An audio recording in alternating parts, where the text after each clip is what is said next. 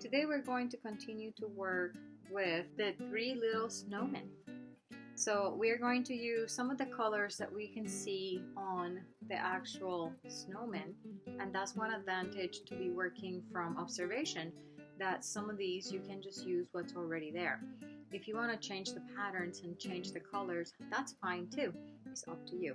So I'm going to go ahead and stick with the colors that are already there. I'm going to start to use some color pencil and start coloring the parts that I see. You don't have to be very hard when you apply the pressure to your color pencil. It's really up to you. I like the color pencil because it does give you a lot of control and it is nice to layer. When you do the edges right here, you see how I'm building up the edge. It's like I'm shading with my color pencil, so to speak. So I color nice and even one layer, and then I come back and I press a little harder, and I only do this section right here and this section down there. It doesn't appear like there is any more sections that are going to be orange, so I'm going to put that aside. I'm going to use a pink to create a nice little glow on the cheeks, and I'm going to do this super softly on my snowman. And that's another advantage of using color pencils. You can do these as light or as heavy as you wish. How light and how dark it is called intensity. All the cheeks are rosy. Actually, I'm taking a second look at the object I'm working from, and I'm realizing that this area for the pink is a lot bigger than what I'm doing, and I gotta make it bigger on each one of these. And that's the advantage of having something to look at. Just don't forget to look. So I'm done with the pink. I like to go like that, little by little.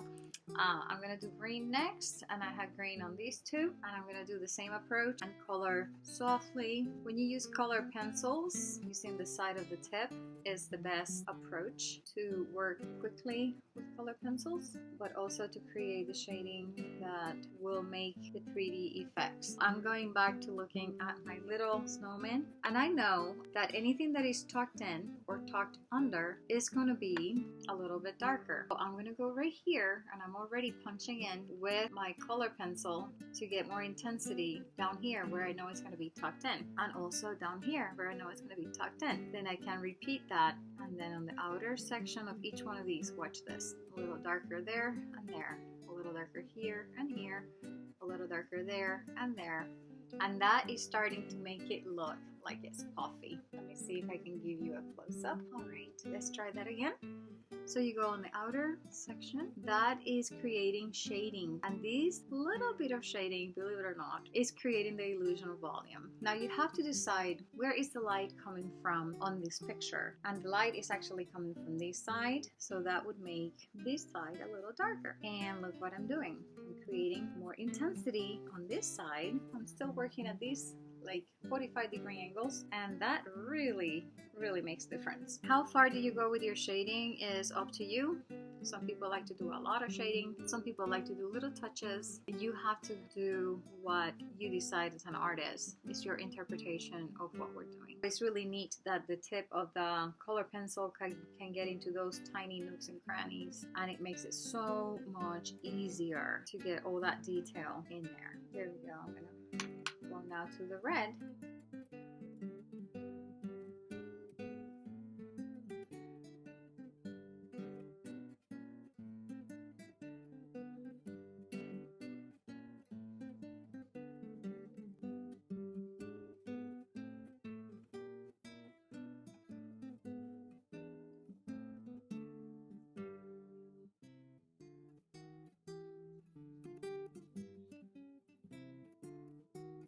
I'm gonna put a little bit of darkness on the side here, and that creates voluminosity. It makes it feel a little bit 3D, like the fabric is folded. And remember, the light is hitting from this side, so I'm kind of like being conscientious about what's happening. So as I'm doing this, I'm trying to trick the viewer. It's a wonderful thing to be in charge of your own world of art. For this little guy, I'm starting with green.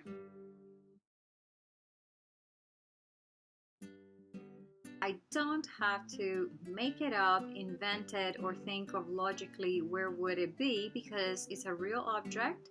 So all I have to do is open my eyes and look. If you open your eyes and you look, you will see. And it's that simple. That's the beauty of drawing from observation. It has its challenges, but it has a lot of advantages. You just look at what's there and interpret it.